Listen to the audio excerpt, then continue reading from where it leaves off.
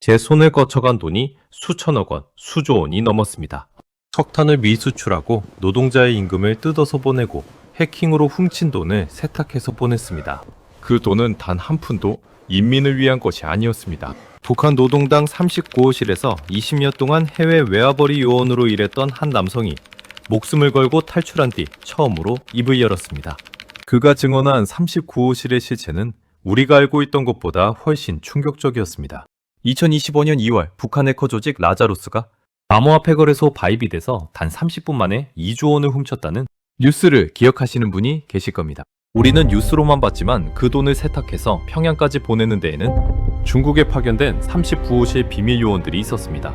그런데 그 과정에서 1200억 원이 증발해버렸고 그 책임이 현장 요원들에게 돌아오기 시작했습니다.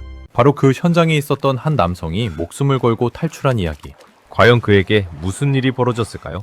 여러분의 구독과 좋아요 하나하나가 숨겨진 북한의 진실을 세상에 알리는 힘이 됩니다. 제가 태어난 곳은 평양시 만경대구역 대동강이 굽이쳐 흐르는 언덕배기 마을이었습니다. 여러분도 아시다시피 평양이라고 하면 북한에서는 제일 잘 사는 곳이라고들 하잖아요. 맞습니다. 적어도 제가 어린 시절을 보낸 1970년대, 80년대만 해도 그랬습니다.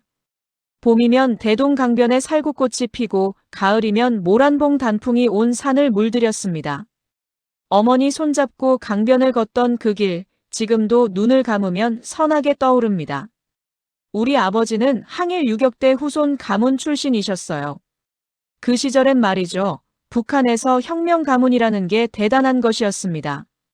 우리로 치면 양반 가문 같은 것인데 배급도 다른 집보다 넉넉하게 나오고 아버지는 노동당 간부로 일하셨습니다. 어머니는 동네 학교에서 아이들을 가르치는 교원이셨고요. 아침이면 어머니가 끓여주시는 된장국에 하얀 쌀밥을 먹고 학교에 갔습니다. 지금 생각하면 그게 얼마나 큰 특권이었는지 모릅니다. 같은 반 아이들 중에는 강냉이밥에 소금국도 못 먹는 집이 수두룩했으니까요.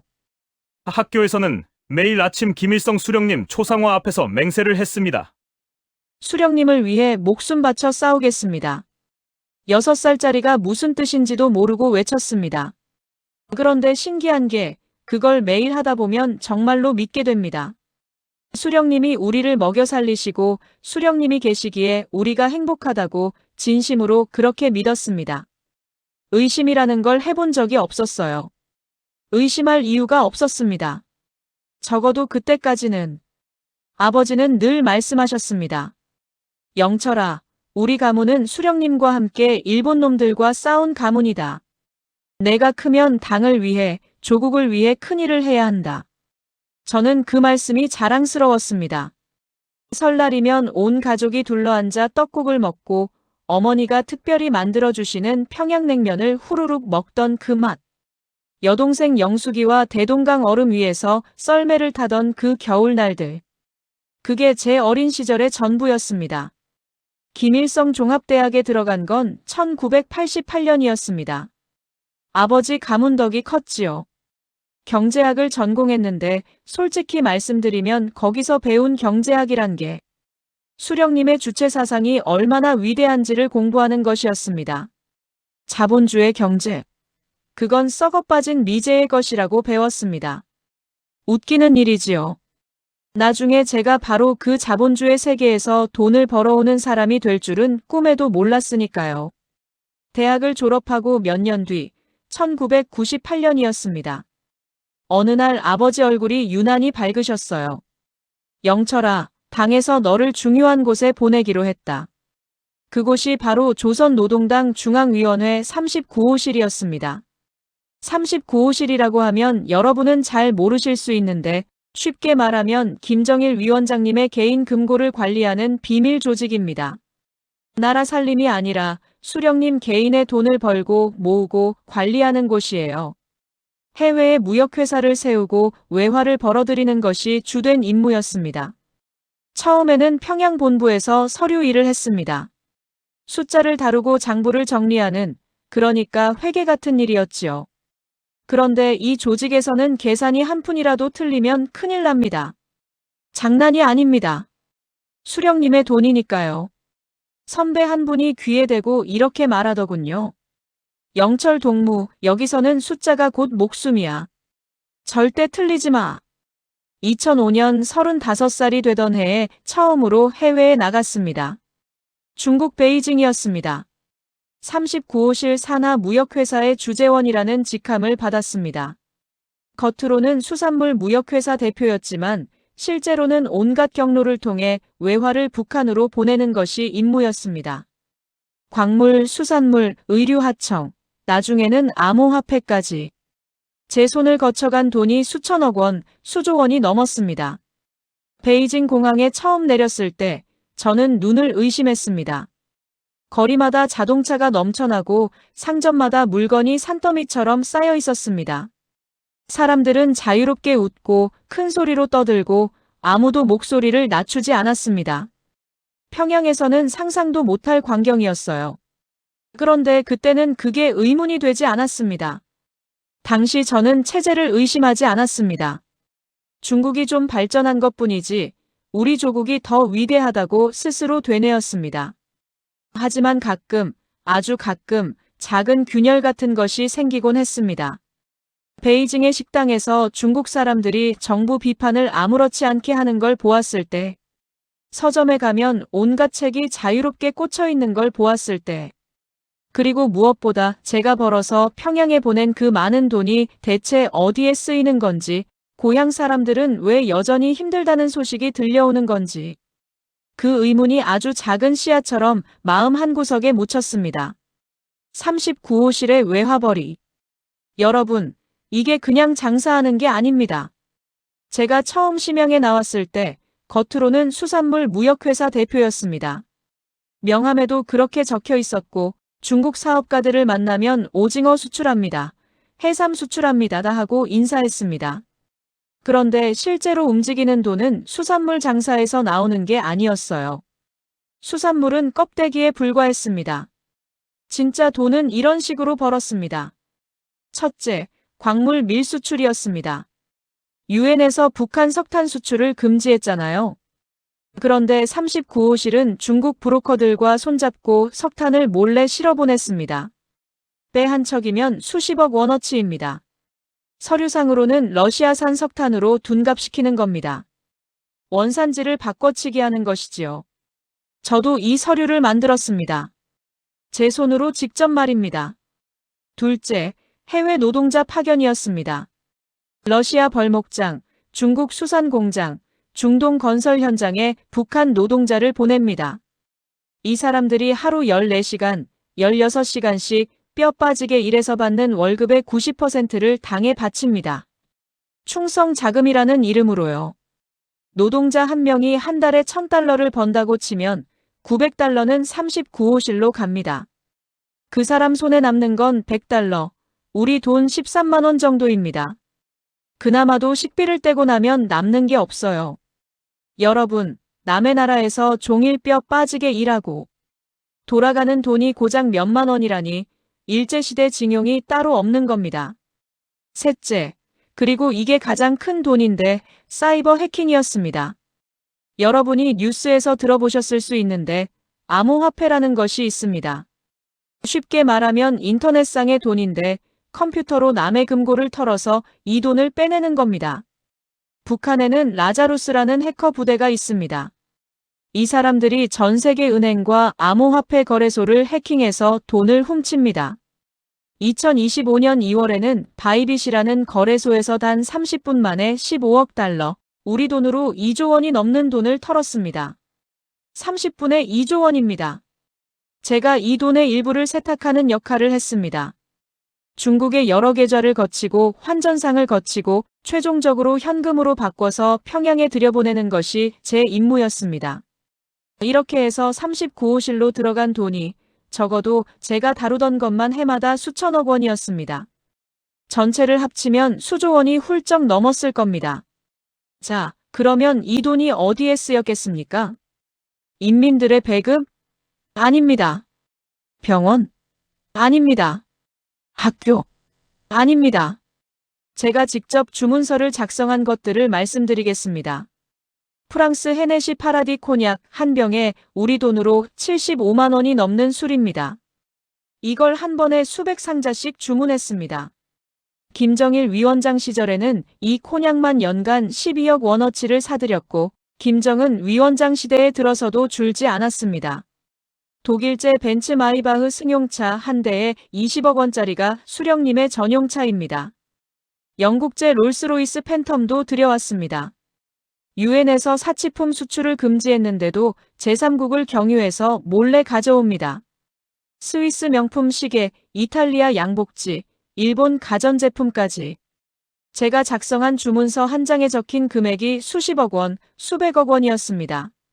저는 이 서류를 작성하면서도 아무 생각이 없었습니다. 20년 가까이요. 수령님을 위한 것이니 당연하다고 믿었습니다. 교육을 그렇게 받았으니까요. 의심이라는 것 자체를 하지 못했습니다. 그런데 2024년 상황이 달라지기 시작했습니다. 39호실에 큰 검열이 내려왔습니다. 노동당 창건 80주년이 2025년 10월인데 김정은 위원장이 당의 권위를 훼손하는 자는 일절 용서하지 않겠다고 했다는 겁니다. 39호실 내부에서 자금 횡령을 조사한다. 외화벌이 실적이 떨어진 간부들을 처벌한다. 이런 이야기가 은밀히 돌았습니다. 실장이 교체될 것이라는 소문까지 나왔습니다.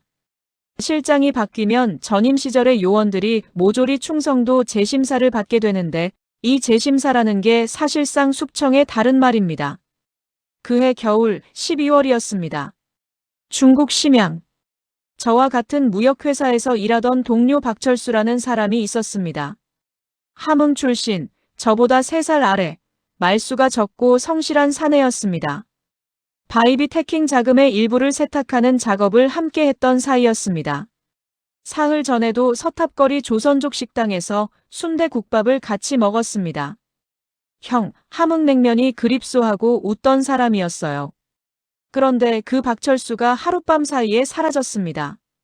평양에서 결산 검열 통보가 내려온 바로 다음 날이었습니다. 숙소에도 없고 전화도 안 되고 아무 흔적도 없이 증발한 겁니다. 39호실에서 사람이 사라진다는 것이 무엇을 뜻하는지 여러분은 짐작이 안 가시겠지만 우리에게는 피가 거꾸로 도는 일이었습니다. 도망쳤다는 뜻이니까요. 그리고 도망친 사람 주변에 있던 모든 사람이 공범으로 몰린다는 뜻이니까요. 새벽 3시 베개맡에 놓아둔 전화기가 울렸습니다. 여러분, 한밤중에 전화가 울리면 어떤 기분이 드시나요? 보통 사람이라면 누가 이 시간에 하고 짜증이 날 수도 있겠지요. 그런데 39호실 요원에게 새벽 전화는 뜻이 다릅니다. 심장이 먼저 반응합니다. 벌떡 일어나 앉았습니다. 화면에 뜬 번호를 보는 순간 온몸에 소름이 돋았습니다. 평양 본부 직통 번호였습니다. 정기 보고 시간도 아닌 새벽 3시에 본부에서 직통 전화가 온다는 것은 20해 동안 단 한 번도 없었던 일이었습니다. 손이 떨렸습니다. 전화기를 집어드는데 손가락에 힘이 들어가지 않았습니다. 여보세요. 상급자의 목소리가 들렸습니다. 평소와 달리 낮고 차갑고 한 글자 한 글자 끊어서 말했습니다. 최영철 동무. 박철수 동무가 어디 있는지 아는가? 모릅니다. 무슨 일입니까? 박철수 동무가 이틀째 연락이 되지 않는다. 숙소에도 없다. 전화가 끊어졌습니다. 30초도 안 되는 통화였습니다. 그런데 그 30초가 제 인생을 갈라놓았습니다. 이틀 뒤 평양에서 해외 반탐국 체포조 4명이 심양에 도착했습니다. 해외 반탐국이라는 건 쉽게 말하면 해외에 나가 있는 북한 사람들을 감시하고 도망치면 잡아오는 비밀 경찰입니다. 이 사람들이 오면 누군가는 반드시 끌려갑니다. 예외가 없습니다. 호텔 한 방에 39호실 심양 주재 요원 6명이 불려 모였습니다. 커튼이 쳐진 어두운 방, 담배 연기가 자욱한 방 안에 서 있는데 숨 쉬는 것조차 조심스러웠습니다. 체포조 대장이라는 자가 문 앞에 서 있었습니다. 40대 초반, 눈이 가늘고 입이 얇은 사내가 우리 6명을 하나하나 훑어보더니 천천히 입을 열었습니다. 동무들 중에 박철수와 공모한 자가 있다. 방안이 얼어붙었습니다. 솔직히 나서라. 지금 나서면 관대히 처리한다. 나중에 밝혀지면 그때는 동무들 가족까지 책임져야 한다. 가족. 그 한마디가 심장을 쥐어짰습니다. 여러분도 아시다시피 연좌제라는 게 있잖아요. 6.25 이후에 좌우로 갈라져서 한쪽 편이었다는 이유만으로 온 가족이 벌을 받았던 그 시절을 어르신들은 기억하실 겁니다. 북한에서는 그게 지금도 벌어지고 있습니다. 아니, 더 심합니다. 6명 중 아무도 입을 열지 못했습니다. 옆에 선 동료의 숨소리가 거칠게 들렸고 누군가의 다리가 미세하게 떨렸습니다. 저도 주먹을 꽉 쥐고 있었는데 손바닥에 손톱 자국이 파일 정도였습니다. 저는 박철수와 같은 회사 소속이었기 때문에 가장 먼저 개별 신문에 불려갔습니다. 호텔 옆방, 의자 하나와 책상 하나만 놓인 방이었습니다. 체포조 대장이 맞은편에 앉고 옆에 기록원이 한 명 더 있었습니다. 최영철 동무 박철수와 마지막으로 만난 게 언제인가? 사흘 전입니다. 서탑거리 식당에서 저녁을 같이 했습니다.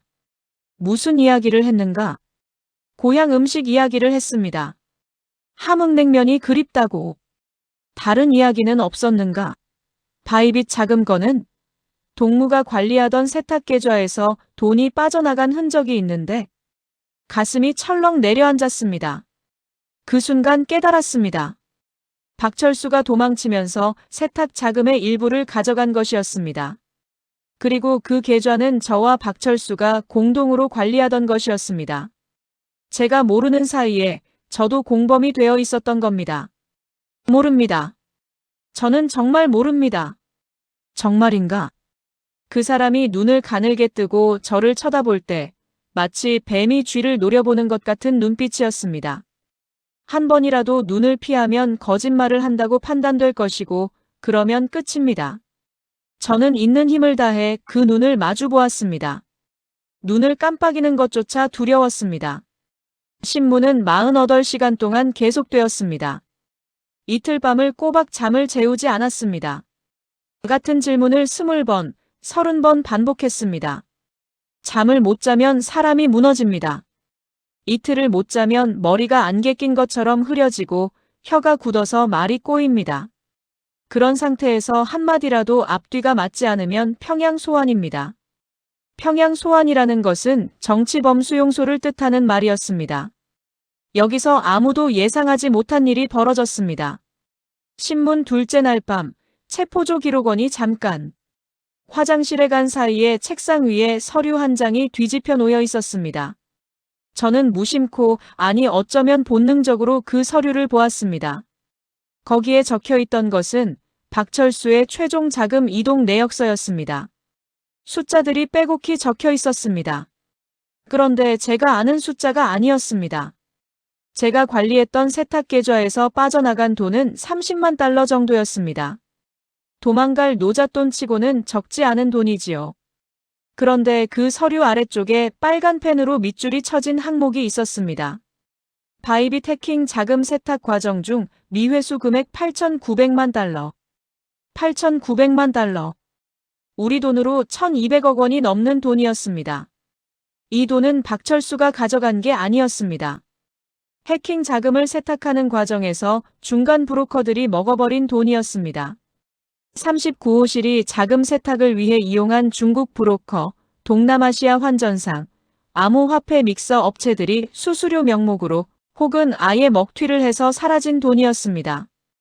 2조 원을 훔쳤지만 실제로 평양까지 도착한 돈은 그보다 훨씬 적었다는 뜻이었습니다. 그리고 그 밑에 한 줄이 더 있었습니다. 미회수 금액 책임 심양 주재 관리 요원진. 저를 포함한 심양 요원 6명에게 그 책임을 돌리겠다는 뜻이었습니다. 박철수의 도주는 구실에 불과했습니다. 진짜 목적은 따로 있었던 겁니다. 1,200억 원이 증발해버렸는데 누군가 책임을 져야 하고 그 누군가로 우리가 찍힌 것이었습니다. 브로커들에게 먹힌 돈을 우리가 횡령한 것으로 뒤집어 씌우려는 것이었습니다. 그 순간 머릿속에서 무언가가 깨지는 소리가 났습니다. 20회 동안 목숨 걸고 외화를 벌었습니다. 러시아 노동자들의 피땀 어린 임금을 뜯어서 보냈고, 석탄 밀수출 서류를 위조해서 보냈고, 해킹 자금을 세탁해서 보냈습니다. 그 돈으로 수령님은 75만 원짜리 코냑을 수백 상자씩 마시고 20억 원짜리 벤츠를 타고 롤스로이스를 굴렸습니다. 그런데 중간에 돈이 증발하면 책임은 우리 같은 말단 요원이 지는 겁니다. 수령님의 금고에 구멍이 나면 그 구멍을 메꾸기 위해 사람을 잡아넣는 겁니다. 48시간의 신문이 끝나고 체포조 대장이 말했습니다. 오늘은 여기까지 하겠다. 동무는 돌아가서 대기하라. 심양을 벗어나지 마라. 호텔방으로 돌아와 문을 닫는 순간 다리에 힘이 풀려 그 자리에 주저앉았습니다. 온몸이 떨렸습니다. 풀려난 게 아니었습니다. 감시가 시작된 것이었습니다. 한 달 뒤 2025년 1월에 소식이 들려왔습니다. 박철수가 중국 공안에 체포되어 북한으로 강제 송환되었다는 것이었습니다. 그리고 그 뒤에 들려온 이야기가 저를 완전히 무너뜨렸습니다. 박철수의 아내의 13살 된 딸, 10살 된 아들, 함흥에 계시던 70대 노모까지 가족 전원이 요덕 정치 범수용소로 끌려갔다는 것이었습니다. 13살짜리 아이가, 70 넘은 어머니가, 아버지가 아들이 뭘 했는지도 모른 채 끌려간 겁니다. 그 소식을 들은 밤, 침대에 앉아 멍하니 천장을 바라보았습니다. 박철수의 얼굴이 떠올랐습니다. 형, 함흥냉면이 그립소. 그 뒤로 겹쳐 보이는 것이 있었습니다. 평양에 계신 제 어머니 얼굴, 아내의 얼굴, 18살 아들의 얼굴, 여동생. 그리고 그 서류에 적혀 있던 숫자들이 떠올랐습니다. 8,900만 달러, 1,200억 원. 브로커들이 먹어버린 돈의 책임을 우리에게 돌리겠다는 그 빨간 밑줄. 20해 동안 외면했던 것을 그날 밤 비로소 똑바로 보았습니다. 이 돈은 처음부터 끝까지 단 한 푼도 인민을 위한 것이 아니었습니다. 인민의 피와 땀으로 만든 돈을 수령이 사치하는 데 쓰고 중간에 새나가는 돈은 우리 같은 사람의 목숨으로 메꾸는 것. 그것이 39호실의 진짜 구조였습니다. 우리는 돈을 버는 기계이면서 동시에 언제든 버려질 수 있는 소모품이었던 겁니다. 내가 잡히면 박철수처럼 된다. 그리고 내 가족도 박철수의 가족처럼 된다. 아니, 잡히지 않더라도 1,200억 원의 책임이 내게로 돌아오는 순간 결과는 같다. 그날 밤 처음으로 이 생각이 머리를 뚫고 나왔습니다. 분명하게, 또렷하게. 나가야 한다. 그런데 바로 그 뒤에 박철수 가족의 얼굴이 겹치며 온몸이 얼어붙었습니다. 나가면 내 가족도 끌려간다. 어머니가, 아내가, 아들이. 떨리는 손으로 담배에 불을 붙였습니다. 한 갑을 다 피우고도 손이 떨렸습니다. 창밖으로 심양의 새벽 불빛이 보였습니다. 중국 사람들은 저 불빛 아래서 아무 걱정 없이 잠들어 있겠지요. 그런데 같은 하늘 아래에서 저는 수만 번 편히 쉬지 못하고 있었습니다. 나가야 한다는 것과 나갈 수 없다는 것. 이 두 가지가 동시에 가슴을 짓누르고 있었습니다. 그날 이후 심양의 공기가 달라졌습니다. 겉으로 보기에는 아무것도 변하지 않았습니다. 거리에는 여전히 자동차가 넘쳐났고 식당에서는 사람들이 웃으며 밥을 먹었고 서탑거리 조선족 간판들은 여전히 불빛을 밝히고 있었습니다. 그런데 저한테는 모든 것이 달라져 있었습니다. 길을 걸으면 뒤에서 누가 따라오는 것 같고 식당에 앉으면 옆 테이블 사람이 저를 쳐다보는 것 같고 호텔방에 돌아오면 누가 제 짐을 뒤진 것 같은 느낌이 들었습니다. 느낌이 아니었습니다. 실제로 감시가 시작된 겁니다. 2025년 1월 박철수가 송환되고 나서 39호실 심양주재 요원 전원에게 새 지침이 내려왔습니다. 첫째, 개인 휴대전화 전부 수거. 앞으로는 39호실에서 지급하는 전화만 사용하라. 둘째, 심양 시내를 벗어나는 모든 이동은 사전 보고 후 승인받아야 한다. 셋째, 중국인과의 사적 모임은 일절 금지. 넷째, 매일 오전 9시, 오후 6시에 정기보고. 여러분, 이게 어떤 느낌인지 아시겠습니까? 옆집에서 온종일 들여다보고 있는 것처럼 화장실 갈 때도 보고하고 밥 먹으러 나갈 때도 보고하고 잠자리에 들 때도 보고해야 하는 겁니다.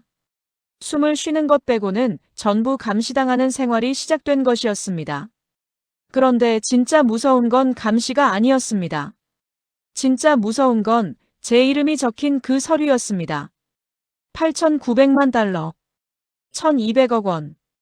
브로커들이 먹어버린 돈의 책임을 심양주재 요원들에게 돌리겠다는 그 서류.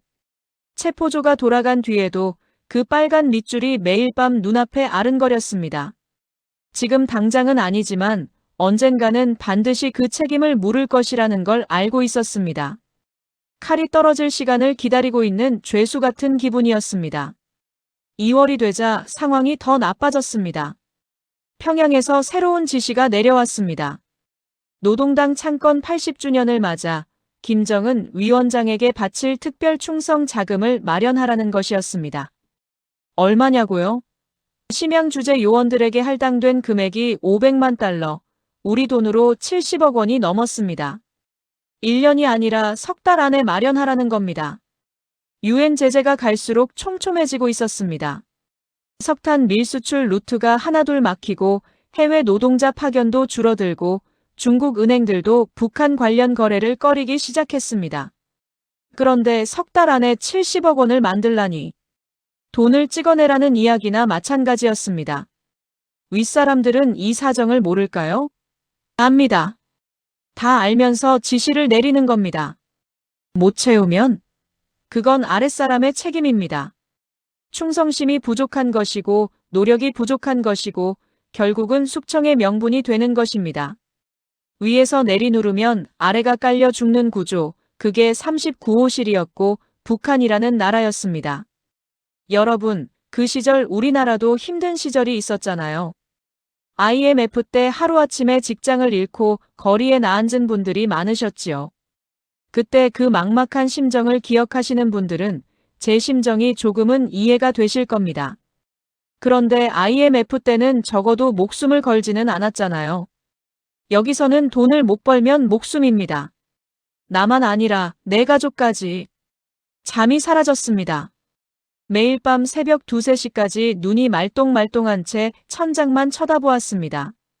눈을 감으면 박철수 가족이 끌려가는 장면이 떠올랐고 그 뒤에 우리 아들 얼굴이 겹쳤습니다.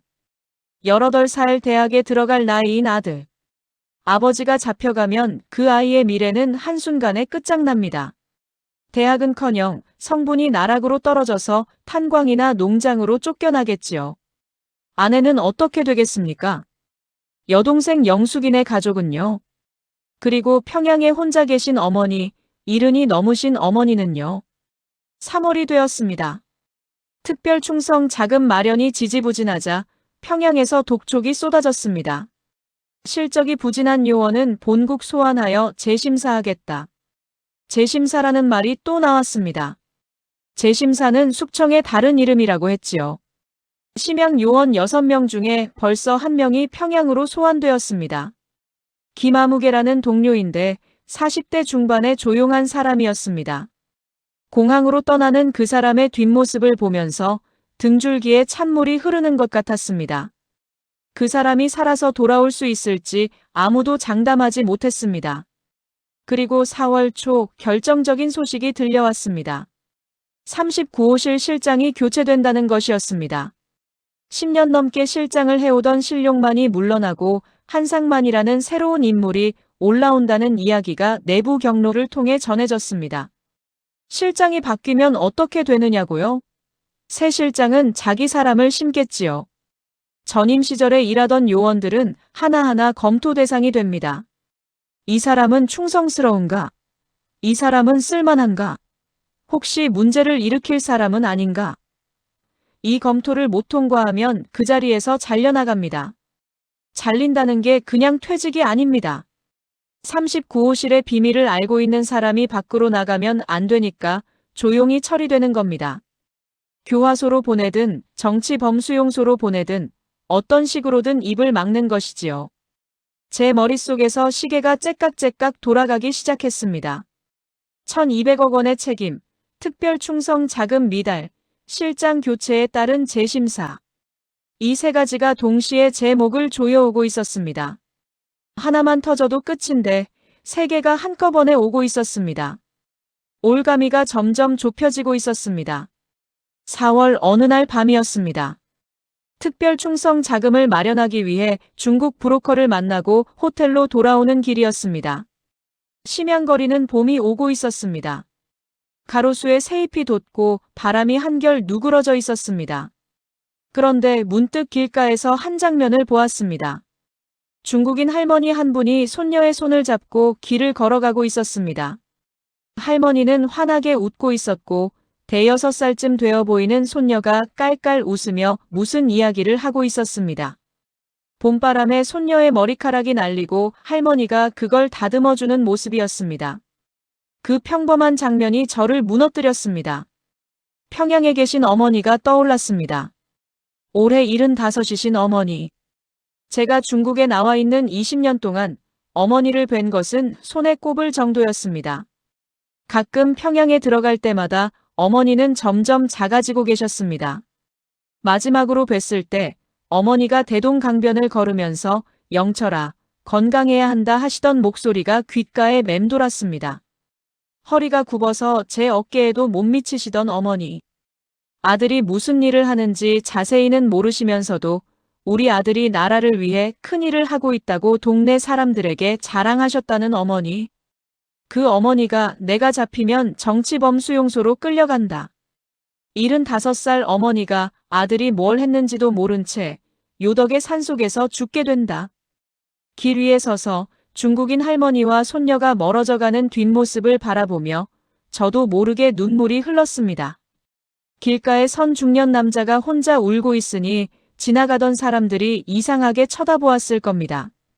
그런데 멈출 수가 없었습니다. 그때 깨달았습니다. 이건 시간 문제라는 것을. 제가 아무리 발버둥 쳐도 올가미는 이미 제 목에 걸려 있었습니다. 1200억 원의 책임이 언제 터질지, 새 실장의 재심사가 언제 시작될지, 그것은 저의 능력으로 막을 수 있는 일이 아니었습니다. 두 가지 길만 남아 있었습니다. 앉아서 기다리다가 끌려가는 길. 그러면 나도 가족도 끝입니다. 아니면 호텔방에 돌아와 불을 끄고 앉았습니다. 어둠 속에서 담배 불빛만 빨갛게 빛났습니다. 머릿속에 수만 가지 생각이 소용돌이쳤지만 결국 남는 것은 하나였습니다. 이대로는 살 수 없다. 그런데 여러분, 그 생각이 얼마나 무서운 생각인지 아시겠습니까? 도망친다는 것은 곧 가족을 버린다는 뜻이기도 했습니다. 박철수의 가족이 어떻게 되었는지 제 눈으로 보지 않았습니까? 나가면 내 가족도 똑같이 된다는 것을 뻔히 알면서 그래도 나가야 한다고 생각하는 이 마음이 제 자신도 이해가 되지 않았습니다. 울고 싶었습니다. 소리내어 울고 싶었습니다. 그런데 울 수도 없었습니다. 옆방에서 듣고 있을지도 모르니까요. 창밖에서 심양의 새벽닭 우는 소리가 들려왔습니다. 또 하루가 밝고 있었습니다. 올가미는 또 한 바퀴 조여졌고 저에게 남은 시간은 하루하루 줄어들고 있었습니다. 결단해야 할 때가 눈앞으로 다가오고 있었습니다. 결단은 어느 날 갑자기 온 것이 아니었습니다. 매일 밤 조금씩 자라나서 어느 순간 더 이상 되돌릴 수 없는 크기가 되어버린 것이었습니다. 2025년 4월 중순이었습니다. 특별 충성 자금 마감이 코앞으로 다가왔는데 모은 돈은 목표의 절반에도 미치지 못했습니다. 평양에서는 매일같이 독촉 전화가 왔고 심양주재 요원 6명 중 이미 2명이 본국으로 소환된 뒤였습니다. 소환된 동료들의 소식은 감감무소식이었습니다. 살아있는지 죽었는지조차 알 수 없었습니다. 6명이었던 것이 넷이 되고 넷 중에서도 서로를 의심하는 눈초리가 오가고 있었습니다. 그러던 어느 날 남은 동료 중 한 명이 저를 몰래 찾아왔습니다. 한성일이라는 저보다 5살 많은 선배였습니다. 평안북도 신의주 출신으로 39호실에서 25년 넘게 일해온 사람이었어요. 항상 말이 없고 표정이 없고 감정을 드러내는 법이 없는 사람이었는데 그날 밤 제 호텔 방문을 두드렸을 때 그 사람의 얼굴이 달라져 있었습니다. 눈밑이 새까맣게 내려앉아 있었고 볼이 푹 꺼져 있었습니다. 영철 동무, 잠깐 이야기 좀 하세. 방 안에 들어온 한성일이 제 귀에 대고 속삭이듯 말했습니다. 도청 때문에 목소리를 낮추는 것은 이미 습관이 되어 있었습니다. 오늘 평양에서 연락이 왔소. 새 실장 한상만이가 다음 달에 해외 순시를 돈다고. 심양에도 온다고 했소. 심장이 멈추는 것 같았습니다. 새 실장이 직접 온다는 것은 현장에서 직접 눈으로 확인하고 사람을 추리겠다는 뜻이었습니다. 책상에 앉아서 서류로 거르는 게 아니라 눈을 보고 대화를 하고 그 자리에서 판단하겠다는 것입니다. 영철 동무, 우리 둘 다 알지 않소. 바이빗 자금건이 아직 해결 안 됐소. 1200억 원 책임을 누가 질 것 같소? 한성일의 눈이 떨리고 있었습니다. 25년 동안 한 번도 흔들리는 모습을 보인 적 없던 사람이 제 앞에서 떨고 있었습니다. 나는 올해 60이요. 이제 며칠 남지 않았다는 걸 알고 있소. 그 말이 무슨 뜻인지 알았습니다. 한성일은 각오를 하고 있었습니다. 자기는 끝났다는 각오. 영철 동무는 나보다 절소. 아들도 있지 않소. 잘 생각하시오. 그 한마디를 남기고 한성일은 방을 나갔습니다. 문이 닫히고 복도에서 그 사람의 발소리가 멀어져 갔습니다. 저는 한참을 그 자리에 서 있었습니다. 잘 생각하라는 말. 그게 무슨 뜻이었는지 저도 알았고 한성일도 알았습니다. 그런데 그 말을 입 밖에 꺼내는 순간 그것은 이미 범죄가 되는 세상이었습니다. 그날 밤 잠자리에 누웠지만 눈이 감기지 않았습니다. 천장을 바라보며 20해 인생이 주마등처럼 스쳐갔습니다. 28살에 39호실에 들어갔을 때 아버지가 그토록 자랑스러워 하셨던 그 얼굴. 35세 심양에 처음 나왔을 때 공항에서 가슴이 두근거리던 그 설렘. 그 사이에 결혼을 했고 아들이 태어났고 어머니는 늙어가셨고 아버지는 돌아가셨습니다. 아버지 돌아가실 때 임종도 못 지켰습니다. 해외 출장 중이라 들어갈 수 없었습니다. 전화로 아버지, 죄송합니다 한마디밖에 못했습니다. 그 한마디가 아직도 가슴에 못이 되어 박혀 있습니다. 아들 녀석 생각이 났습니다. 18살. 목소리가 굵어지고 키가 저보다 커졌다고 아내가 전화로 말해주었습니다. 제가 마지막으로 아들을 본 것이 2해 전이었습니다. 평양에 잠깐 들어갔을 때 아들이 아버지, 이번에는 좀 계시다 가세요 하고 말했습니다. 그 목소리가 아직도 귀에 남아 있습니다. 제가 무슨 일을 하는지 자세히는 모르는 아이였습니다. 아버지가 중국에서 무역 일을 한다고만 알고 있었습니다. 그 아이에게 아버지가 사실은 수령님의 사치품을 사들이는 비밀 요원이었고 해킹 자금을 세탁하는 범죄자였다고 어떻게 말할 수 있겠습니까? 그런데 제가 여기서 잡히면 그 아이의 인생이 끝납니다. 대학도 직장도 결혼도 아무것도 할 수 없게 됩니다. 정치범의 아들이라는 낙인이 찍히면 북한에서는 사람 취급을 받지 못합니다. 탄광에 끌려가거나 산골 농장에 쫓겨나서 평생을 벌레처럼 살아야 합니다. 죽을 각오로 결심했습니다. 나간다. 먼저 나가서 살아남아서 어떻게든 가족을 빼낼 길을 찾는다. 물론 알고 있었습니다. 박철수가 어떻게 되었는지, 그 가족이 어떻게 되었는지. 내가 도망치면 당장은 가족이 위험해진다는 것을. 그런데 가만히 앉아 있어도 결과는 같았습니다.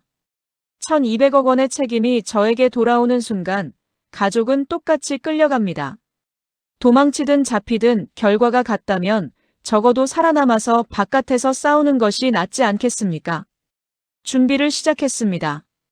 조용히, 아무도 모르게. 먼저 돈이 필요했습니다. 39호실 자금에 손을 대면 바로 들통이 나니까 20해 동안 몰래 모아둔 비상금이 있었습니다. 중국에서 사업하면서 브로커 수수료를 조금씩 떼어서 개인 계좌에 넣어둔 돈, $10,000 정도였습니다. 큰 돈은 아니지만 탈출 루트 비용으로는 간신히 충분한 금액이었습니다. 다음은 루트였습니다.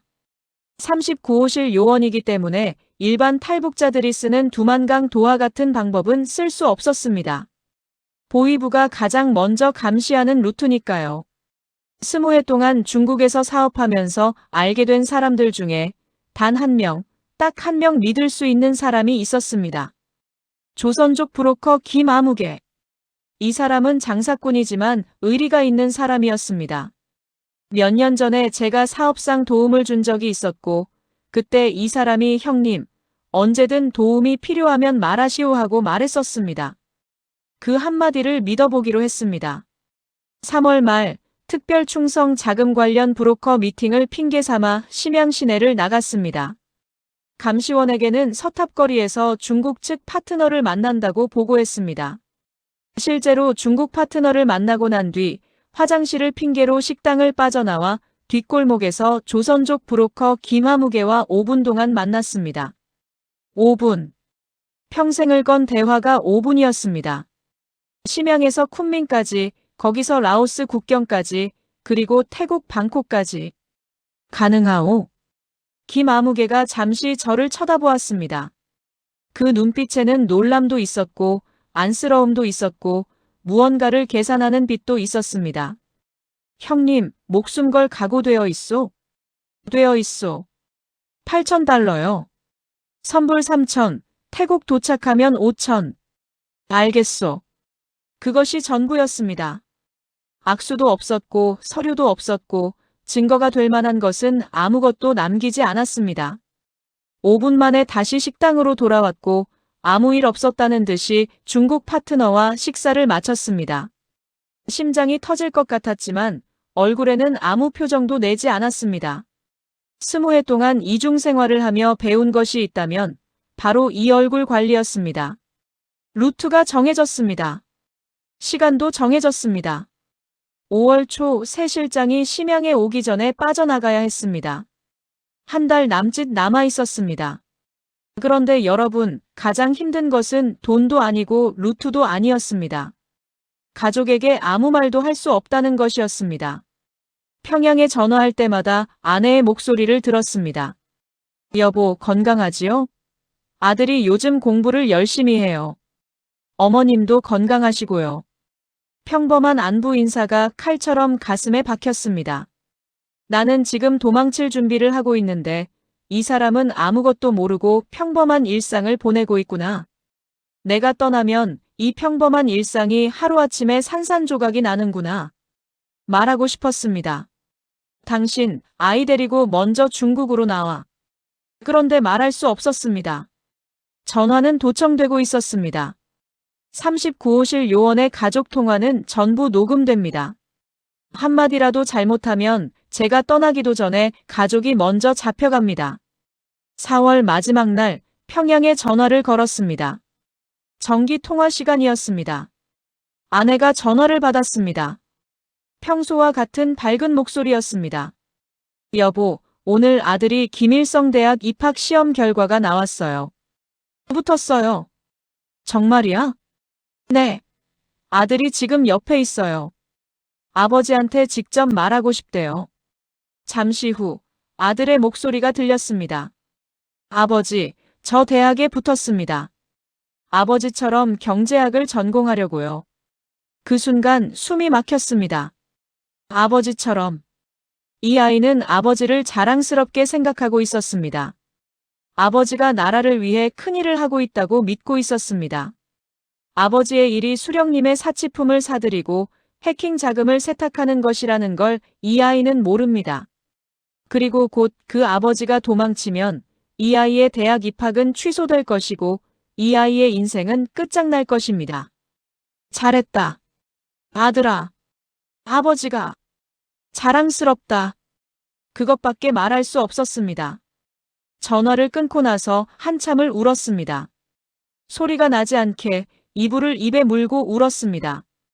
도청 때문에 소리내어 울 수도 없는 것이 이 세상이었습니다. 아들아, 아버지를 용서해라. 지금은 이해하지 못하겠지만 언젠가는 반드시 아버지가 왜 이런 선택을 했는지 알게 될 날이 올 것이다. 그때까지 제발 살아있어라. 그날 밤 마지막으로 한 가지를 더 했습니다. 가방 속 깊은 곳에 숨겨둔 낡은 사진 한 장을 꺼냈습니다. 아들이 5살 때 평양 대동 강변에서 찍은 사진이었습니다. 아내가 아이를 안고 어머니가 옆에서 웃고 계시고 저는 그 뒤에 서서 가족을 바라보고 있는 사진. 가장자리가 닳아서 바래진 그 사진을 가슴 주머니에 넣었습니다. 이 사진 한 장이 앞으로의 여정에서 제가 가진 전부가 될 것이었습니다. 5월이 코앞이었습니다. 시간은 없었습니다. 그리고 돌아갈 수도 없었습니다. 2025년 5월 2일 금요일 새벽. 그날이 왔습니다. 전날 밤 평소와 똑같이 오후 6시 정기 보고를 했습니다. 내일 오전에 서탑거리에서 중국 측 거래처와 미팅이 있습니다. 감시원이 알겠다고 했습니다. 밤 10시에 호텔 방 불을 껐습니다. 여느 때와 다를 것 없는 하루의 끝이었습니다. 아무도 의심하지 않았을 겁니다. 그런데 저는 그 밤 눈을 감지 않았습니다. 침대에 누워 천장을 바라보았습니다. 가슴 주머니에 넣어둔 가족 사진이 심장 위에서 느껴졌습니다. 아들의 얼굴, 아내의 얼굴, 어머니의 얼굴. 한 사람 한 사람 떠올리며 마음속으로 말했습니다. 기다려라. 반드시 길을 만들겠다. 그리고 미안하다. 새벽 4시. 알람 없이 일어났습니다. 알람을 맞추면 기록이 남으니까요. 20회 동안 훈련받은 몸은 정확하게 4시에 눈을 떴습니다. 미리 싸둔 작은 가방 하나를 들었습니다. 옷 2벌, 세면도구, $10,000가 든 허리벨트, 그리고 가족 사진. 그것이 전부였습니다. 호텔 복도를 걸어 나갈 때 심장이 귀에서 들릴 만큼 뛰었습니다. 새벽 4시의 호텔 복도는 조용했습니다. 제 발소리만 카펫 위에서 둔탁하게 울렸습니다. 감시원이 묵고 있는 방은 3층 아래였습니다. 저는 비상계단으로 내려갔습니다. 엘리베이터를 타면 CCTV에 찍히니까요. 비상계단을 한층 한층 내려갈 때마다 계단에서 나는 쇠울림 소리가 총성처럼 크게 들렸습니다. 1층 후문으로 나왔습니다. 5월 초의 심양 새벽 공기가 차갑고 축축했습니다. 골목에 미리 약속해둔 조선족 브로커 김아무개의 차가 서 있었습니다. 검은색 중국산 승용차 번호판에 진흙을 묻혀 알아볼 수 없게 해둔 차. 뒷문을 열고 탔습니다. 김아무개가 뒷좌석 시트 아래 숨겨둔 담요를 건네며 말했습니다. 형님, 쿤민까지 기차로 이틀 걸리오. 그런데 기차역에서 검문이 있을 수 있소. 신분증 준비했소? 중국 신분증 하나를 가지고 있었습니다. 39호실에서 사업용으로 만들어준 위조 신분증이었습니다. 한족 이름으로 되어 있었고 사진도 제 얼굴이었습니다. 이것이 20회간 이중생활의 유일한 유산이었습니다. 체제를 위해 만든 가짜 신분이 체제를 탈출하는 데 쓰이게 될 줄은. 아이러니라면 아이러니였습니다. 심양역에 도착한 것은 새벽 5시 반이었습니다. 이른 아침 기차를 타야 했습니다. 오전 9시 정기보고 시간에 제가 응답하지 않으면 그때부터 수색이 시작됩니다. 그러면 4시간에서 5시간의 여유밖에 없습니다. 기차가 출발하고 나면 적어도 심양에서는 저를 잡을 수 없습니다. 문제는 그 이후입니다. 6시 10분 쿤밍행 기차에 올라탔습니다. 2등석 좌석이었습니다. 1등석은 너무 눈에 띄고 3등석은 검문이 잦습니다. 2등석이 가장 안전하다고 김아무개가 말했습니다. 좌석에 앉은 순간 다리에 힘이 풀렸습니다. 기차가 출발하기 전까지가 가장 위험한 시간이었습니다. 혹시라도 감시원이 일찍 일어나서 제 방을 확인하면, 혹시라도 호텔 CCTV를 누가 보면, 혹시라도 6시 40분 기차가 움직이기 시작했습니다. 심양역 플랫폼이 서서히 뒤로 밀려갔습니다. 기차 바퀴가 철로 위를 구르는 쿵, 쿵, 쿵 하는 소리가 제 심장 소리와 겹쳤습니다. 창밖으로 심양의 아파트 불빛이 하나둘 멀어져 갔습니다. 20회를 보낸 도시. 그 도시가 조금씩 사라지고 있었습니다. 그런데 여러분, 기차가 출발했다고 안심할 수 있었겠습니까? 쿤밍까지는 이틀, 46시간이 걸립니다. 중국 대륙을 남쪽 끝까지 종단하는 것입니다. 심양에서 출발해서 베이징을 지나고 정저우를 지나고 구이양을 지나고 쿤밍에 도착합니다. 그 사이에 기차가 서는 역이 수십 개입니다. 역마다 공안이 돌아다닙니다. 신분증 검사를 할 수도 있습니다. 그리고 39호실이 저의 실종을 파악하면 중국 내 조직망을 총동원해서 저를 찾을 것입니다. 공안에게 손을 쓸 수도 있습니다. 기차역마다 수배 정보가 돌 수도 있습니다. 첫날은 눈을 감지 못했습니다. 잠이 오지 않는 게 아니라 잠들 수가 없었습니다. 옆 좌석에 앉은 중국인 아저씨가 코를 골며 잠들어 있었고 건너편에서는 젊은 커플이 웃으며 과자를 나눠 먹고 있었습니다. 평범한 사람들의 평범한 여행. 그런데 저는 그 사이에 앉아서 혹시 공안이 들어오지 않나 귀를 곤두세우고 있었습니다. 오전 9시가 지났습니다. 정기보고 시간. 제 전화기는 호텔방 침대 위에 놓고 왔습니다. 39호실 지급 전화기를 들고 나오면 위치가 추적되니까요. 지금쯤 감시원이 제 방문을 두드리고 있을 겁니다. 응답이 없으면 호텔 직원에게 열쇠를 요청하겠지요. 방 안에 들어가면 사람은 없고 전화기만 침대 위에 놓여 있는 것을 발견하겠지요. 그 순간 모든 것이 시작됩니다. 보고. 평양 본부의 긴급 보고. 최영철 동무가 이탈했습니다. 해외 반탐국 체포조 출동. 중국 내 39호실 조직망 가동. 어쩌면 중국 공안에게도 연락이 갈 것입니다. 북한과 중국 사이에는 탈북자 송환 협정이 있으니까요. 기차 안에서 시간이 흘러가는 것이 모래시계처럼 느껴졌습니다.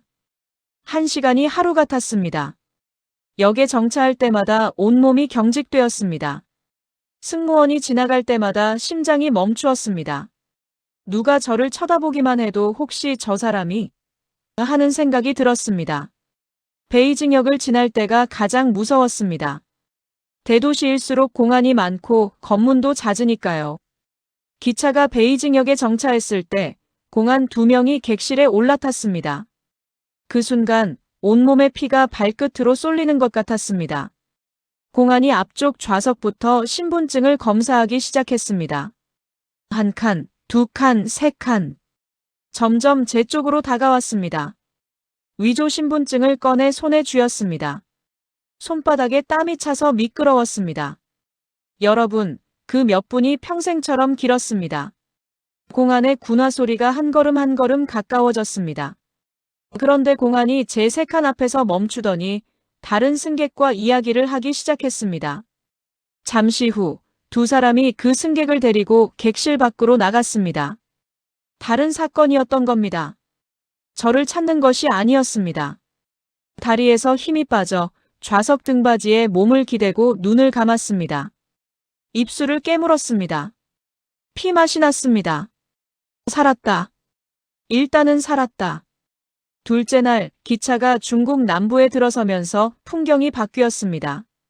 북쪽의 황량한 평야가 사라지고 초록색 산들이 나타나기 시작했습니다. 윈난성 특유의 붉은 흙과 울창한 나무들. 공기도 달라졌습니다. 축축하고 따뜻하고 어딘가 낯선 냄새가 났습니다. 이제 심양에서 수천 킬로미터를 왔습니다. 5월 4일 오후 4시 쿤밍역에 도착했습니다. 46시간 만에 기차에서 내렸을 때 다리가 굳어서 제대로 걸을 수 없었습니다. 55살의 몸이 이틀간의 긴장과 수면 부족으로 한계에 와 있었습니다. 여러분, 젊은 사람도 이틀 밤을 안 자면 비틀거리는데 50 중반의 몸은 말할 것도 없지요. 쿤밍역 앞에서 미리 약속된 다른 브로커를 만났습니다. 조선족이 아니라 중국 남부 출신의 한족 사내였습니다. 김아무개가 연결해준 사람이었습니다. 이 사람은 말이 없었습니다.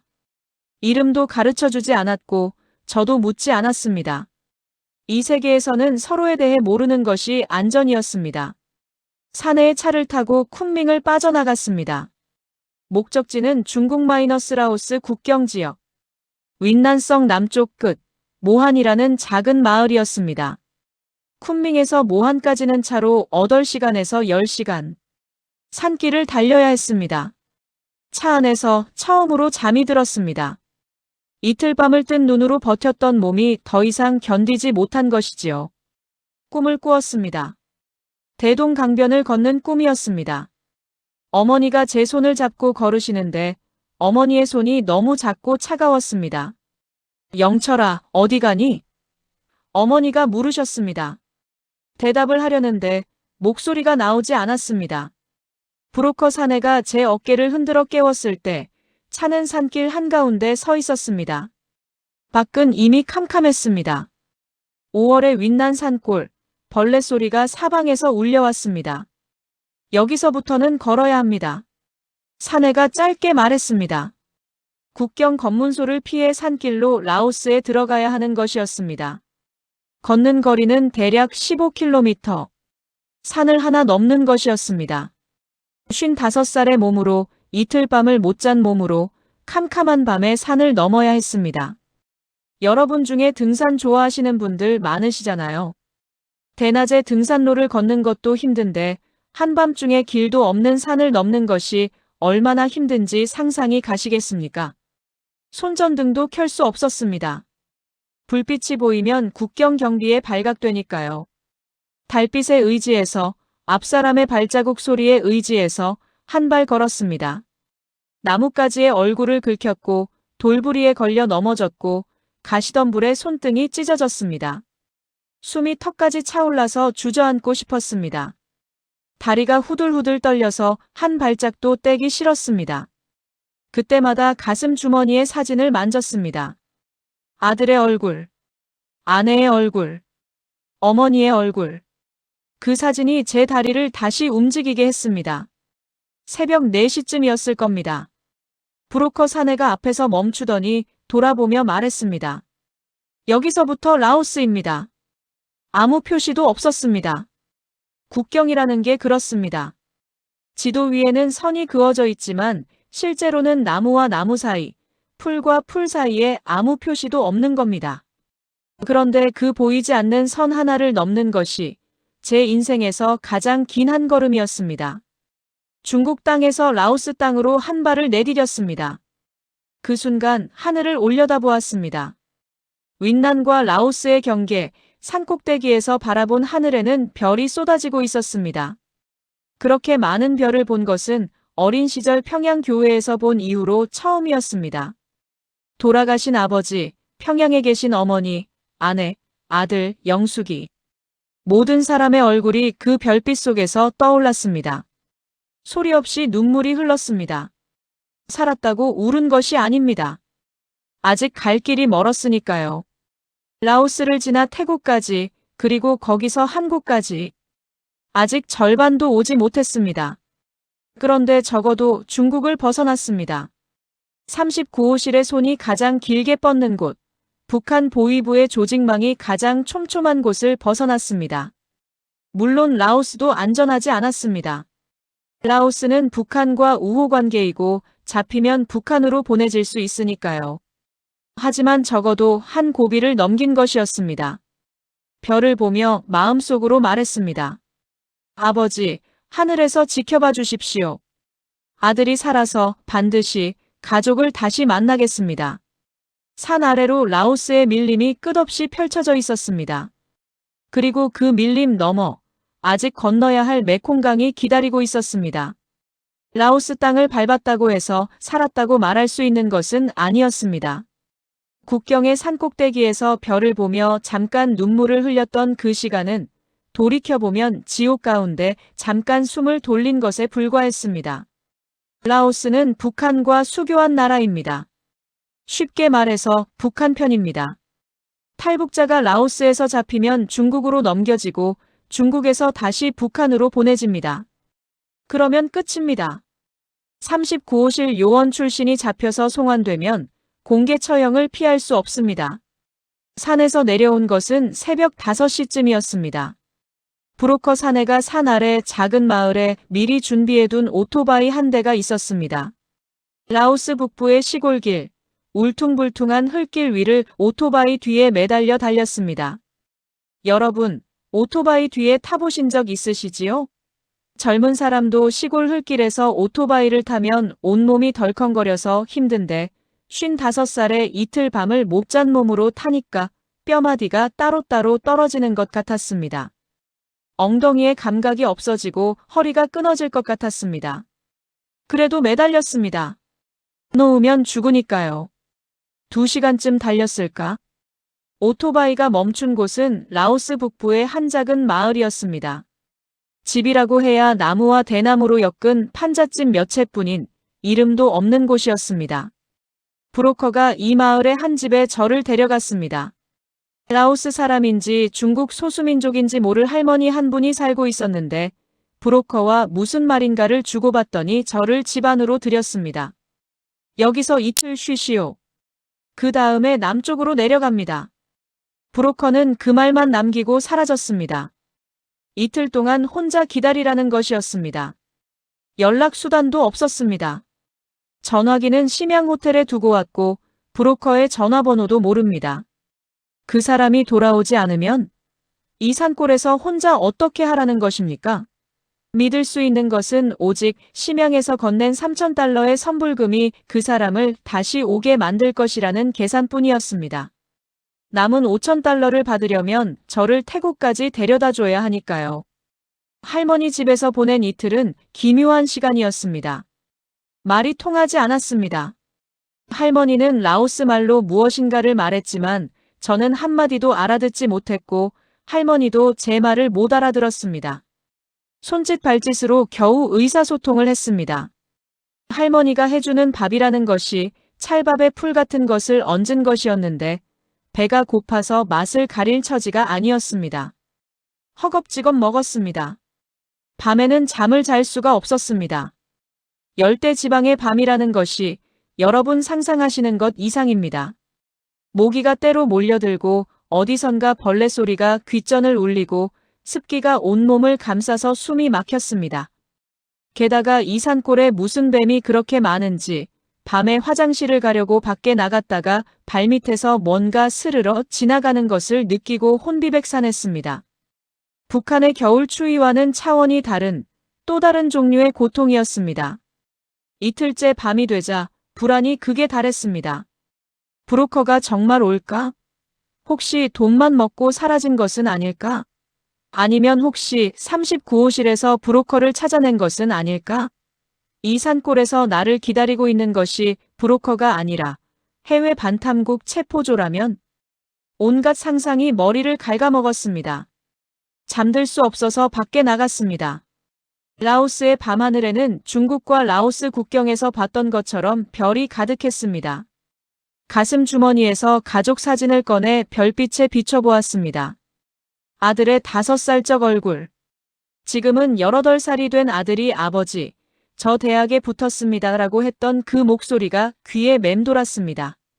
사흘째 되는 날 아침, 브로커가 왔습니다. 살았습니다. 이번에는 오토바이가 아니라 낡은 트럭이었습니다. 짐칸에 과일 상자를 쌓아놓고 그 뒤에 저를 숨겼습니다. 과일 상자 사이에 웅크리고 앉아있으니 열대 과일의 달콤한 냄새와 흙먼지 냄새가 뒤섞여 속이 울렁거렸습니다. 트럭이 덜컹거릴 때마다 과일 상자가 위에서 쏟아질 것 같았습니다. 라오스를 남쪽으로 종단하는 여정이 시작되었습니다. 목적지는 태국과의 국경, 메콩강이었습니다. 북부에서 남부까지 약 일주일을 이동해야 했습니다. 낮에는 트럭 짐칸이나 작은 마을의 민가에 숨고 이동은 주로 밤에 했습니다. 검문소를 피하기 위해서였습니다. 라오스 시골길의 밤 운전은 공포 그 자체였습니다. 가로등이 없었습니다. 트럭의 헤드라이트만이 유일한 빛이었는데 그 빛 앞으로 나방떼가 미친 듯이 달려들었습니다. 도로 상태가 엉망이어서 트럭이 사방으로 흔들렸고 한 번은 도랑에 바퀴가 빠져서 1시간 동안 끙끙대며 빠져나온 적도 있었습니다. 사흘째 되는 날 트럭이 한 마을 앞에서 멈추었습니다. 브로커가 짐칸 덮개를 열고 말했습니다. 라오스 경찰이 앞에서 검문하고 있소. 여기서 내려서 산길로 우회해야 하오. 또 걸어야 한다는 것이었습니다. 산길로 검문소를 우회하는데 4시간이 걸렸습니다. 열대의 밀림을 걷는 것은 중국 라오스 국경의 산길과는 또 달랐습니다. 습도가 가마솥 안에 들어간 것처럼 높았고 땀이 비 오듯 쏟아져서 옷이 젖을 대로 젖었습니다. 나뭇잎에서 떨어지는 물방울인지 거미줄인지 뭔가가 계속 얼굴에 달라붙었습니다. 발은 부어서 신발 안에서 뜨거운 통증이 올라왔습니다. 여러분, 저는 이때 55살이었습니다. 평양에서 태어나 평생 사무실에서 숫자를 다루며 살던 사람입니다. 군사훈련도 없었고 운동이라고는 가끔 산책하는 것이 전부였던 사람이 열대 밀림을 걷고 있었습니다. 다리가 풀려서 주저앉으면 브로커가 돌아와서 팔을 잡아 일으켰습니다. 조금만 더 가면 됩니다. 그 말을 몇 번이나 들었는지 모릅니다. 일주일 만에 메콩강이 보이는 곳에 도착했습니다. 메콩강.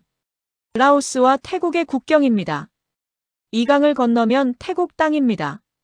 태국은 탈북자를 난민으로 인정해주는 나라입니다. 이 강만 건너면 비로소 안전해지는 것이었습니다. 강폭이 200m쯤 되어 보였습니다. 넓지 않다고 느끼실 수도 있겠지만 강물이 탁하고 물살이 세고 한밤중에 건너야 했습니다.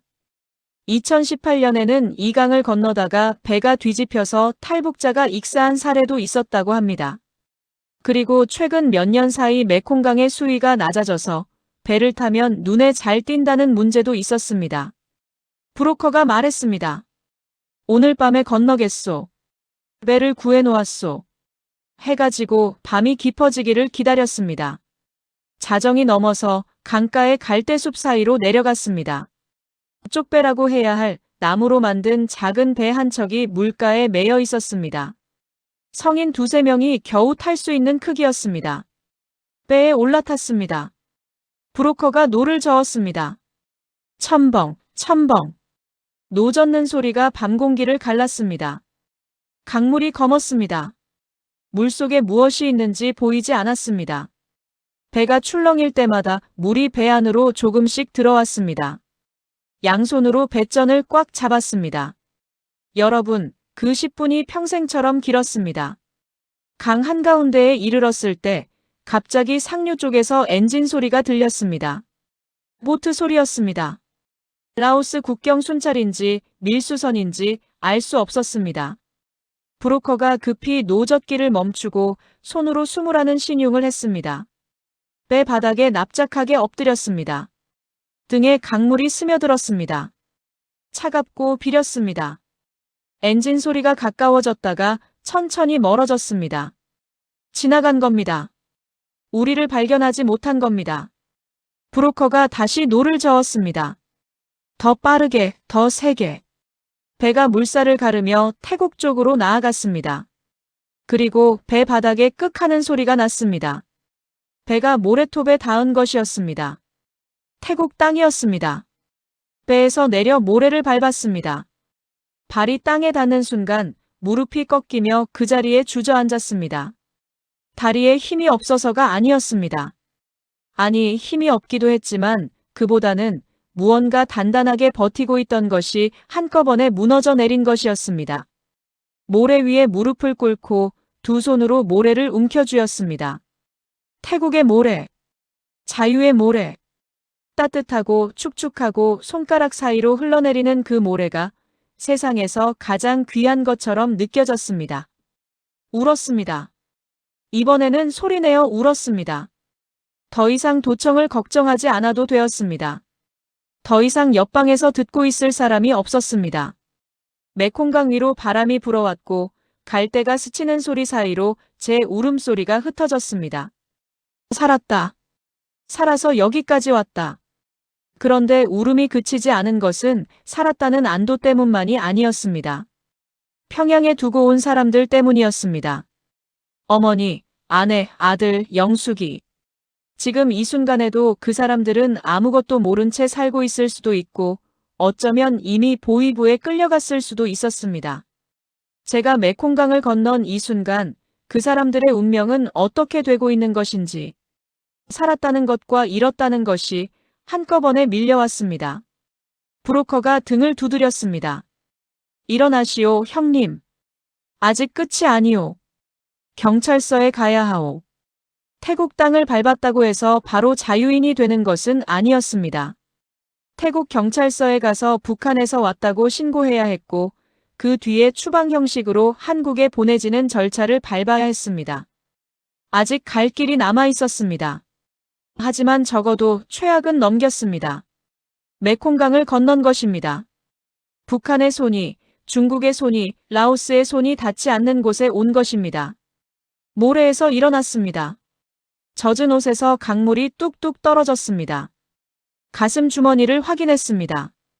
가족 사진이 젖어 있었지만 무사했습니다. 사진 속 아들의 5살적 얼굴이 흐릿하게 보였습니다. 기다려라. 반드시 길을 만들겠다.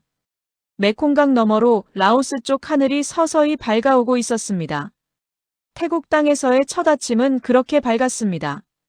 메콩강을 건너고 난 뒤 브로커와 함께 강변에서 약 2시간을 걸었습니다.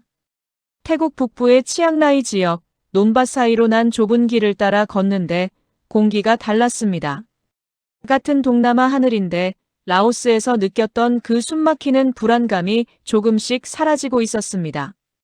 태국은 탈북자를 난민으로 인정해주는 나라라는 것을 알고 있었기 때문입니다. 물론 아직 안전한 것은 아니었지만 적어도 이 나라에서는 잡혀도 북한으로 보내지지는 않는다는 것, 그 사실 하나가 어깨에서 돌덩이 하나를 내려놓은 것 같았습니다. 아침 7시쯤 브로커가 작은 마을 입구에서 멈추었습니다. 형님, 여기서 작별이요. 저 마을 안에 경찰서가 있소. 들어가서 북한에서 왔다고 말하시오. 그러면 알아서 절차가 진행돼요. 남은 5,000달러를 건넸습니다. 브로커가 돈을 받아 세더니 고개를 한번 끄덕이고는 돌아섰습니다. 그 사람의 뒷모습이 논밭 사이로 사라질 때까지 바라보았습니다. 이름도 모르는 사람이었습니다. 얼굴도 이제 흐릿해질 겁니다. 하지만 그 사람이 없었으면 저는 여기에 서 있지 못했을 겁니다. 돈을 주고 산 도움이었지만 그래도 목숨을 건진 은인이었습니다. 혼자가 되었습니다. 심양을 떠난 이후 처음으로 완전히 혼자가 되었습니다. 경찰서 앞에 서는데 다리가 떨렸습니다. 여러분, 이상한 이야기 같으시겠지만 자진해서 경찰서에 들어간다는 것이 무서웠습니다.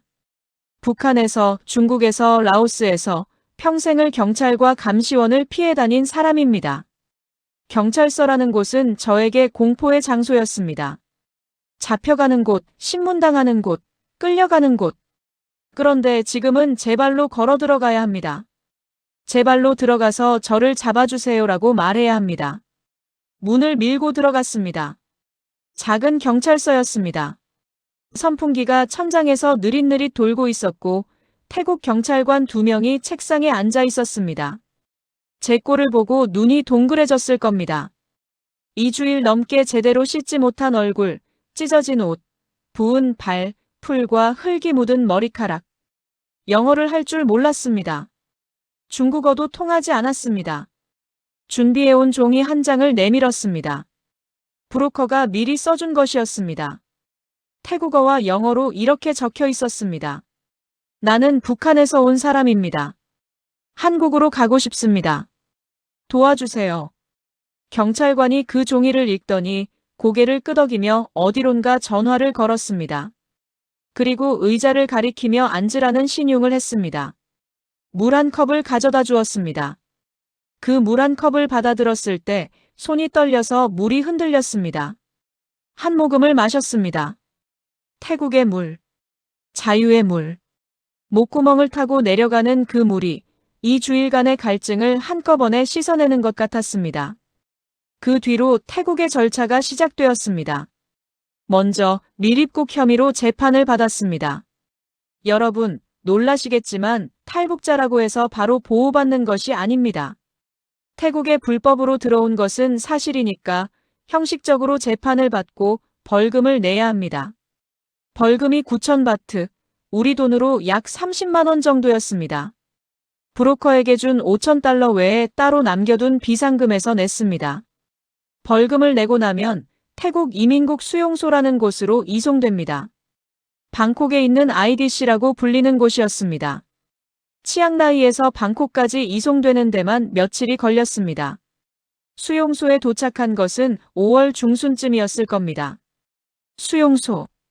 여러분은 이 말을 들으면 감옥을 떠올리시겠지요.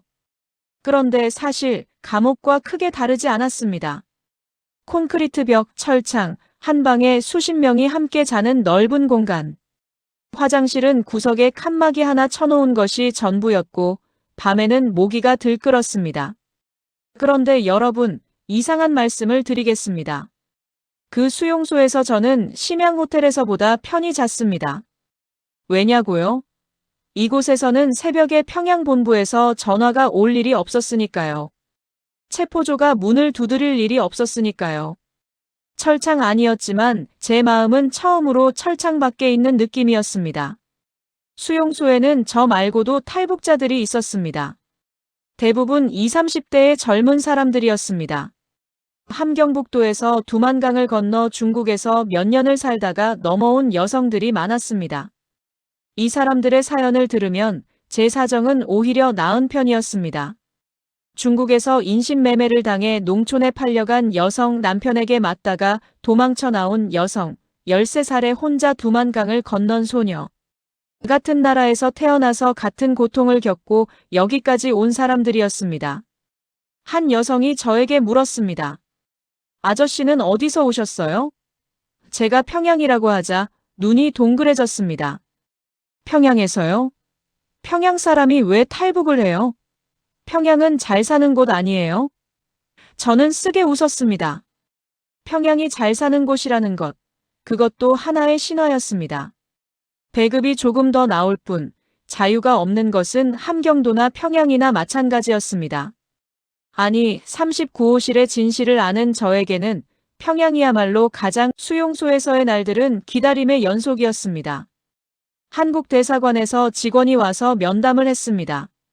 북한에서 왔다는 것을 증명해야 했습니다. 신분을 확인하고 탈북 경위를 조사하고 진짜 북한 사람이 맞는지 검증하는 과정이었습니다. 저는 39호실 요원이었으니까 알고 있는 정보가 많았습니다. 39호실의 조직 구조, 외화벌이 방식, 자금 이동 경로, 간부들의 이름. 대사관 직원의 표정이 면담이 진행될수록 심각해졌습니다. 이 사람이 가져온 정보의 무게를 알아차린 것이겠지요. 면담이 끝나고 대사관 직원이 말했습니다. 최 선생님, 대한민국 정부가 보호하겠습니다. 조금만 더 기다려 주십시오. 대한민국 정부가 보호하겠습니다. 여러분, 그 한마디가 얼마나 큰 말인지 아시겠습니까? 평생을 조선민주주의인민공화국이라는 나라의 사람으로 살았습니다. 그 나라의 비밀 조직에서 20해를 일했습니다. 그런데 이제 다른 나라가, 같은 민족이 세운 다른 나라가 저를 보호하겠다고 말하고 있었습니다. 같은 말을 쓰고 같은 피가 흐르는 사람들이 처음 보는 저에게 보호하겠다고. 수용소 한 구석에 혼자 앉아서 또 울었습니다. 이번에는 감사의 눈물이었습니다. 하지만 기다림은 쉽지 않았습니다. 임시 여권이 발급되고 서류 절차가 완료되기까지 약 한 달이 걸렸습니다. 그 한 달 동안 매일 평양에 있는 가족 생각을 했습니다.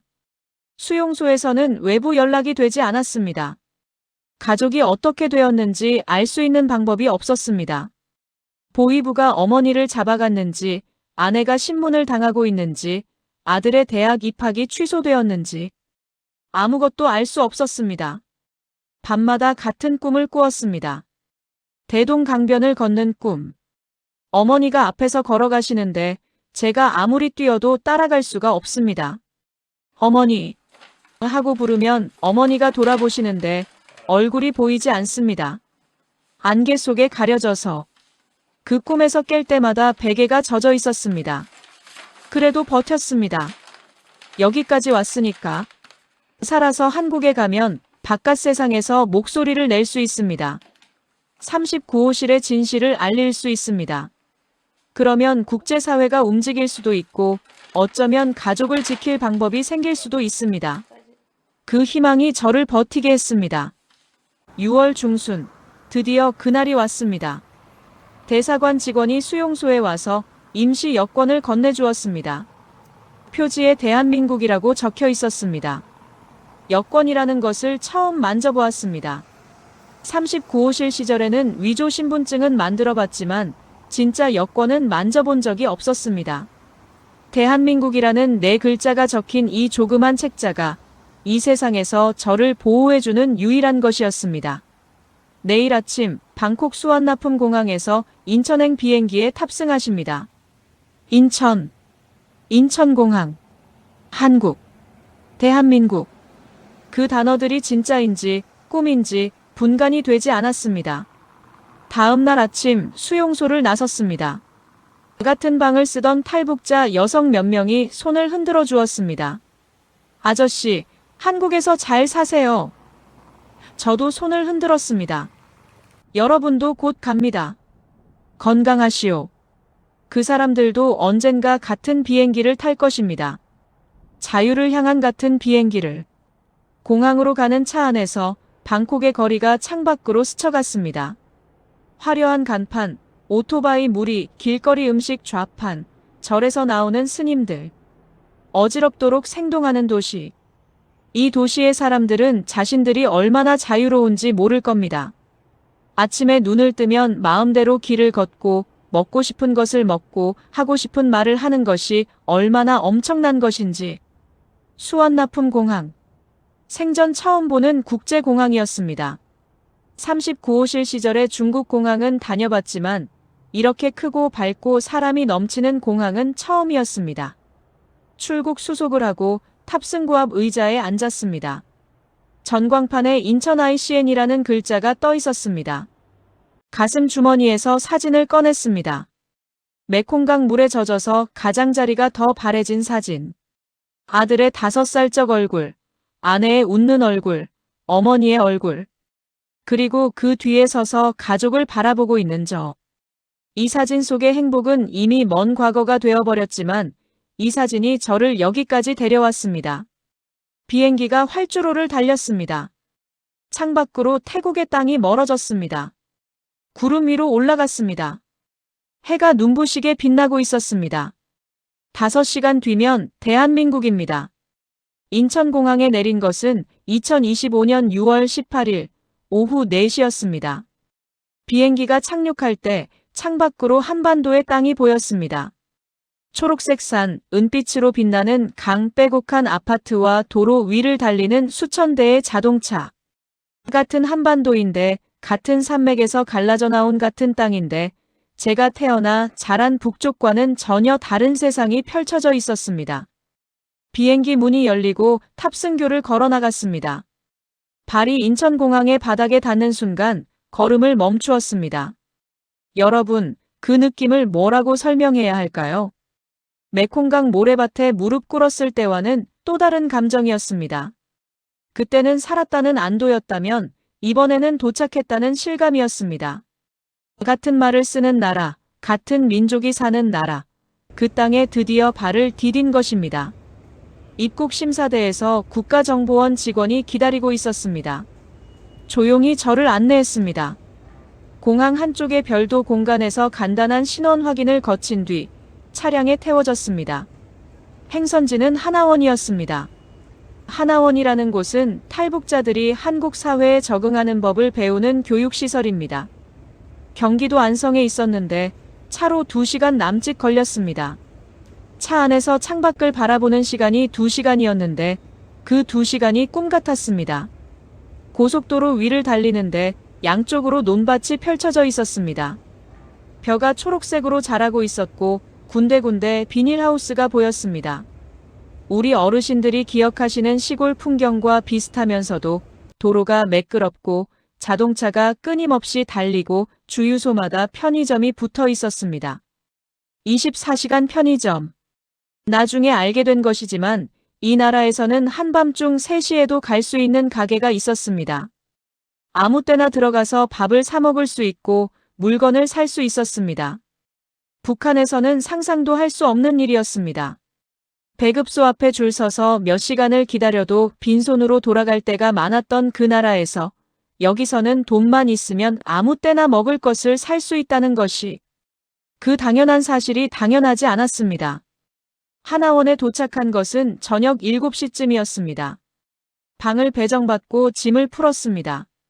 짐이라고 해야 옷 2벌과 가족 사진뿐이었지만요. 방에 혼자 앉으니 정막이 밀려왔습니다. 조용했습니다. 도청의 조용함이 아니라 진짜 조용함이었습니다. 아무도 듣고 있지 않은 조용함. 아무도 감시하고 있지 않은 조용함. 그 조용함이 처음에는 오히려 낯설었습니다. 심양 호텔에서는 항상 긴장하고 있었으니까요. 옆방에서 듣고 있을지 모른다는 긴장, 새벽에 전화가 올지 모른다는 긴장, 내 말 한마디가 보고될지 모른다는 긴장. 그 긴장이 사라진 것이 오히려 불안했습니다. 몸이 긴장에 익숙해져 있어서 편안함을 받아들이지 못하는 것이었습니다. 하나원에서의 생활은 약 석 달이었습니다. 한국 사회를 이해하기 위한 교육을 받았습니다. 은행 계좌 만드는 법, 버스와 지하철 타는 법, 마트에서 장 보는 법, 인터넷 사용법. 여러분은 이것이 뭐가 어렵냐고 하시겠지만 북한에서 55년을 살고 온 사람에게는 전부 새로운 것이었습니다. 마트에 처음 갔던 날을 잊지 못합니다. 하나원 근처의 큰 마트였는데 들어서는 순간 멍해졌습니다.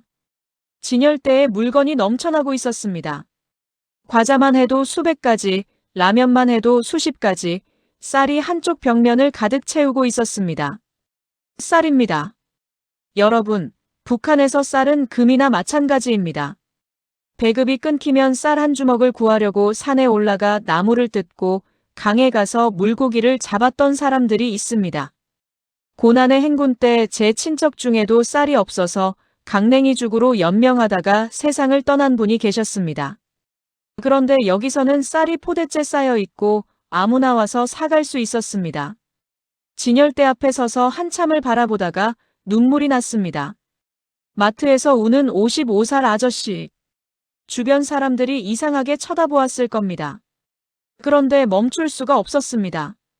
이 쌀 포대 하나면 북한의 한 가족이 한 달을 살 수 있습니다. 이 과자 한 봉지 값이면 장마당에서 옥수수 몇 되를 살 수 있습니다.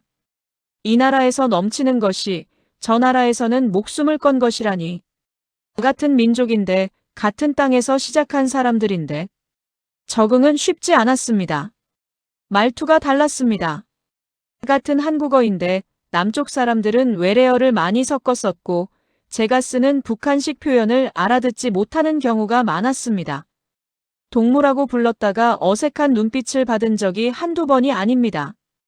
우리로 치면 시장 같은 곳이라고 설명할 때 쓰던 장마당이라는 말도 여기서는 쓰는 사람이 없었습니다. 음식 맛도 달랐습니다. 남쪽의 음식은 달고 매웠습니다. 평양냉면 맛에 익숙한 입에는 처음에 거북했습니다. 어머니가 끓여주시던 그 담백한 냉면 국물이 그리웠습니다. 하지만 무엇보다 힘들었던 것은 밤이었습니다. 낮에는 교육을 받고 사람들과 이야기하며 바쁘게 지냈지만 밤이 되면 혼자였습니다. 혼자가 되면 평양이 떠올랐습니다. 어머니가 떠올랐습니다. 75이 넘으신 어머니가 지금 어떻게 계신지, 아들이 도망쳤다는 사실을 아시는지, 보위부가 집에 왔는지, 혹시 끌려가신 것은 아닌지, 아내는 어떻게 되었는지, 아들의 대학 입학은 취소되었는지, 여동생 영숙이네 가족은 무사한지 아무것도 알 수 없었습니다. 한국에서 북한에 연락할 방법은 없었습니다. 벽 하나를 사이에 두고, 아니 휴전선 하나를 사이에 두고 소식 한 줄을 전할 수 없는 것이 이분단의 현실이었습니다. 하나원을 나와 서울에 자리를 잡은 것은 2025년 9월이었습니다. 작은 임대 아파트를 배정받았습니다. 처음으로 나만의 집이 생겼습니다. 39호실 요원 시절에는 호텔방이 집이었고 북한에서는 배정된 아파트가 집이었지만 진짜 내 집이라고 느껴지는 곳은 처음이었습니다. 누구의 감시도 받지 않는, 누구에게 보고하지 않아도 되는 내 마음대로 할 수 있는 공간. 처음으로 인터넷이라는 것을 자유롭게 써보았습니다. 39호실 시절에 업무용으로 제한된 인터넷은 써봤지만 아무거나 검색할 수 있는 인터넷은 처음이었습니다. 지금 제가 이 이야기를 하고 있는 것은 2025년이 저물어가는 이 시점에서 여러분께 꼭 전하고 싶은 말이 있기 때문입니다. 제 손에는 수조 원이 오갔습니다. 39호실 요원으로서 20해 동안 수천억 원, 수조 원의 돈을 다루었습니다. 석탄을 밀수출하고 노동자의 피땀을 뜯어서 보내고 해킹으로 훔친 돈을 세탁해서 보냈습니다. 그 돈은 단 한 푼도 인민을 위한 것이 아니었습니다. 75만 원짜리 콘약, 20억 원짜리 벤츠, 핵미사일 개발, 수령 한 사람과 그 주변 권력층의 사치와 권력 유지를 위한 돈이었습니다. 그 사이에 2,500만 인민은 굶주리고 있었고 자유를 모른 채 살고 있었습니다. 그리고 그 돈을 벌어다 바치던 저 같은 사람은 쓸모가 없어지면 언제든 버려지는 소모품이었습니다. 1,200억 원이 증발해도 그 책임은 위가 아니라 아래로 내려왔습니다. 저는 그 체제에서 도망쳐 나왔지만 2,500만 명은 아직 그 안에 있습니다. 이것이 39호실 비밀 요원이었던 한 사내가 목숨을 걸고 탈출한 진짜 이유입니다. 돈이 아니라 자유를 위해서, 사치가 아니라 진실을 위해서. 감사합니다.